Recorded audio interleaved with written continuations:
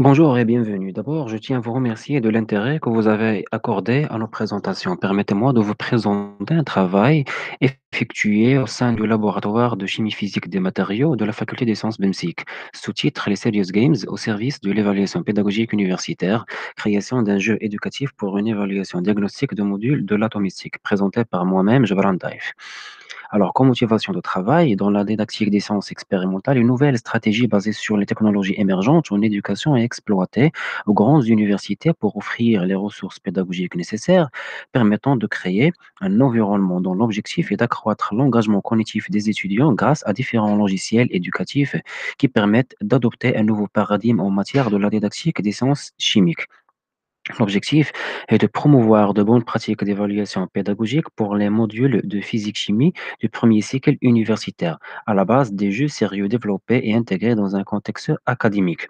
Le présent travail s'inscrit dans le cadre des lois de la physique-chimie, notamment les systèmes d'évaluation pédagogique. L'objectif alors est de développer et intégrer un jeu sérieux qui présente un système d'évaluation diagnostique du module de l'atomistique. L'atomistique alors est un domaine de la chimie qui consiste à étudier et décrire la structure de l'atome, de ses propriétés, ses phénomènes d'échange d'énergie et les hypothèses qui en découlent. L'intérêt est de comprendre de quoi et comment est composée la matière, atomes qui diffèrent par leur structure et leur masse. Celle-ci est caractérisée par sa masse et son énergie qui mesure sa capacité à produire du travail. Alors, le module de l'atomistique est réparti selon 5 chapitres: constitution de l'atome, modèle classique de l'atome, structure de l'atome en mécanique quantique, classification périodique des éléments et la radioactivité des réactions nucléaires. Concernant l'évaluation pédagogique, alors l'évaluation diagnostique ou pré-évaluation est située au début de la formation, avant l'action d'apprentissage. Elle permet à l'enseignant de situer ses étudiants dans le champ disciplinaire à partir d'un bilan de leurs connaissances scientifiques, afin d'adapter le processus d'apprentissage à ses étudiants. L'évaluation formative est située tout au long de la formation pour surveiller le déroulement d'apprentissage et déterminer les lacunes dans l'enseignement et d'identifier sur quoi l'enseignant doit se focaliser pour poursuivre la formation.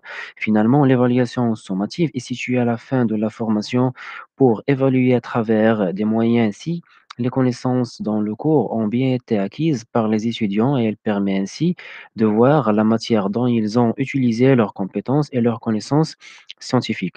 Par conséquent, partant du point de vue que les développeurs pensent que jouer à des jeux sérieux est un élément essentiel d'aider à un meilleur apprentissage, et que l'utilisation de jeux éducatifs dans un contexte académique semble être une alternative excellente aux activités d'apprentissage traditionnelles. Selon la définition de Julian Alvarez, auteur d'une thèse, un jeu sérieux est une application informatique dont l'objectif est de combiner à la fois des aspects sérieux, tels de manière non exhaustive l'enseignement, l'apprentissage, la communication ou encore l'information, avec des ressorts ludiques issus du jeu vidéo.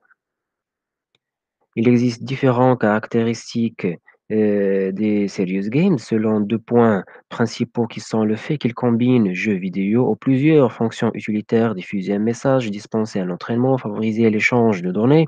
Ils visent un marché autre que celui du seul divertissement: la défense, la formation, l'éducation, le commerce, la communication ou la santé. Ainsi, des jeux pour l'innovation, des jeux d'entraînement, par exemple, qui aident à l'emploi, entraîner le personnel, entraîner les commerçants des industries. Les avantages des serious games pour l'éducation varient sensiblement selon le jeu choisi et son contexte d'utilisation, sachant la motivation des apprenants, l'apprentissage par essai et erreur, la prise en compte de différences de rythme d'apprentissage, la stimulation d'interaction pédagogique entre étudiants, et un autre avantage qui est la mise à disposition de l'apprenant d'un espace d'expérimentation dans lequel il est invité à exercer ses capacités et à réfléchir. Notre objectif est de transmettre du contenu pédagogique dans des activités interactives et ludiques d'une manière exhaustive, et donc combiner à la fois deux aspects sérieux et ludiques, comme la montre la figure suivante.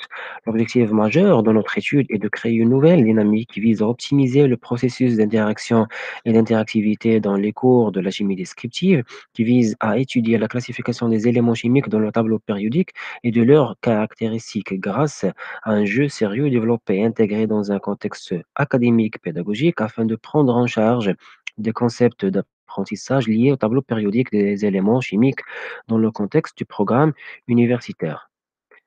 L'architecture logicielle du jeu proposé répond à un certain nombre des exigences de qualité de service telles que la performance, la disponibilité, l'évolutivité, la gestion de droits d'accès ainsi que la distribution. Le choix alors d'une architecture logicielle constitue en une étape technique primordiale dans la réalisation de notre projet. On a utilisé comme environnement de travail Visual Studio, comme langage de programmation C Sharp, comme système de gestion de base de données Oracle et des bibliothèques graphiques de modélisation bidimensionnelle et tridimensionnelle. Il y en a ici un OpenGL. À la fin, les TIS fournissent des moyens innovateurs non seulement pour la transmission des connaissances, mais aussi pour l'exploration de nouvelles stratégies pédagogiques complémentaires. Cette contribution a pour objectif d'optimiser et rénover les pratiques enseignantes dans un contexte didactique pour la création d'un environnement d'apprentissage multimédia. La solution apportée alors est la mise en place d'un jeu éducatif pour un usage pédagogique au sein du laboratoire de chimie physique des matériaux de notre faculté, qui est un système d'évaluation diagnostique de modules de l'atomistique. Et la motivation à poursuivre l'intégration des technologies de l'information et de la communication va nous conduire à étudier d'autres modules pour des meilleures intégrations d'applications de simulation et de modélisation et adaptation d'un laboratoire virtuel présent à l'aide d'une plateforme graphique convenable. Ma présentation touche à sa fin. Merci de votre attention.